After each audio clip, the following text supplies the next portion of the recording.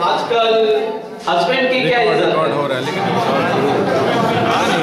किस तरह वाइफ उनको दबा के रखती है। अच्छा, बस इसी को पेश करने की कोशिश की है।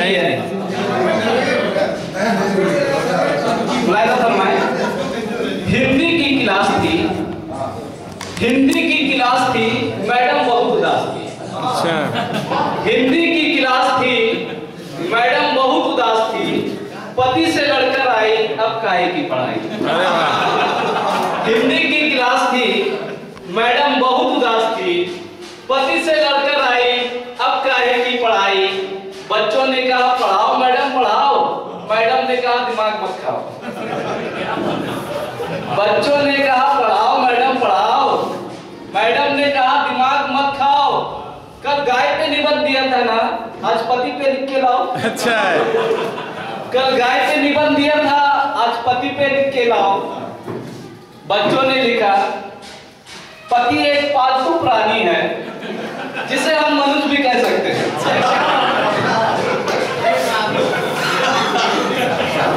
पति एक पालतू प्राणी है, जिसे हम मनुष्य भी कह सकते हैं। पति के 2 हाथ, 2 पैर, 2 आंखें, 1 नाक होती है। हिंदुस्तान में पति 2 तरह के होते हैं। हिंदुस्तान में पति 2 तरह के होते हैं, एक जोरू का गुलाम और एक जोरू का बादशाह।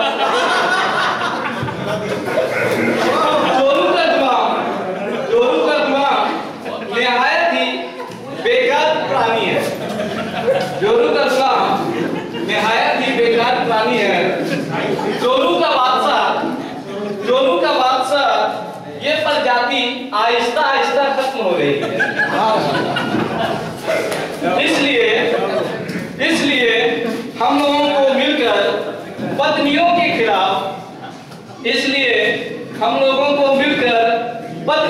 खिलाफ एक आंदोलन चलाना चाहिए और बेचारे पतियों को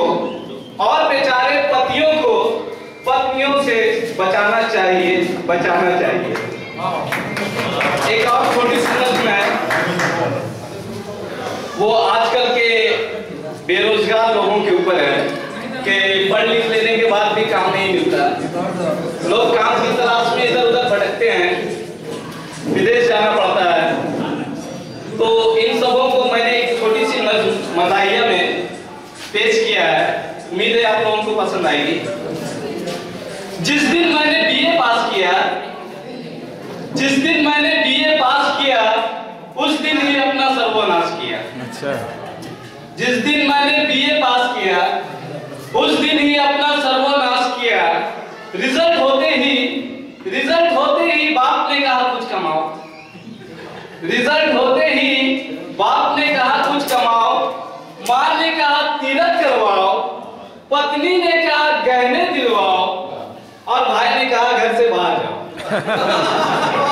जिस दिन मैंने बीए पास किया उस दिन ही अपना सर्वनाश किया।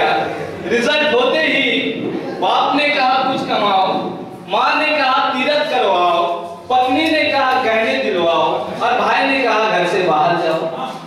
मैं ढूंढने चला नौकरी, सर पे लिए आफत की टोकरी। इधर उधर ऊपर नीचे हर जगह झांका, अपनी शिक्षा और अक्ल को आंका, मगर नौकरी नहीं मिली, दिल की कली नहीं खिली। लेकिन मैं हिम्मत नहीं हारा क्योंकि दूसरा नहीं था चारा।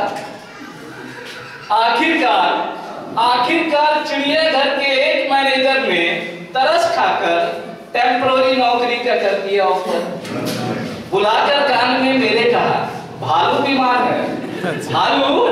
बीमार है और 20 दिनों के लिए भालू की दरकार है। तुम्हें खाल ओढ़कर पिंजरे में रहना होगा।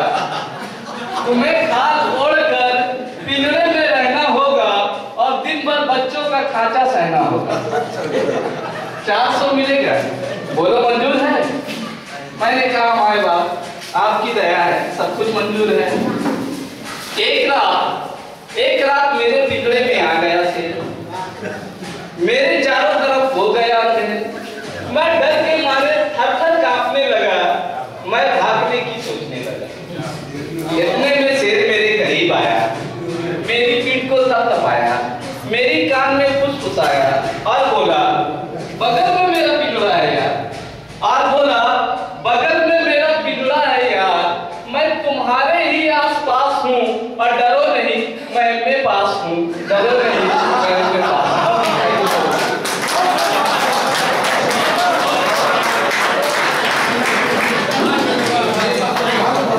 ये थे इफ्तिखार अहमद साहब, जो हालात हाजरा के तहत नज़्म पेश कर रहे थे। उससे पहले इन्होंने पति और पत्नी का जिक्र किया।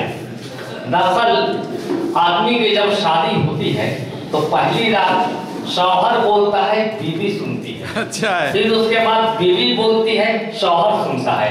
फिर कुछ दिनों के बाद दोनों मिलकर बोलती है, पूरा मोहल्ला सुनता है।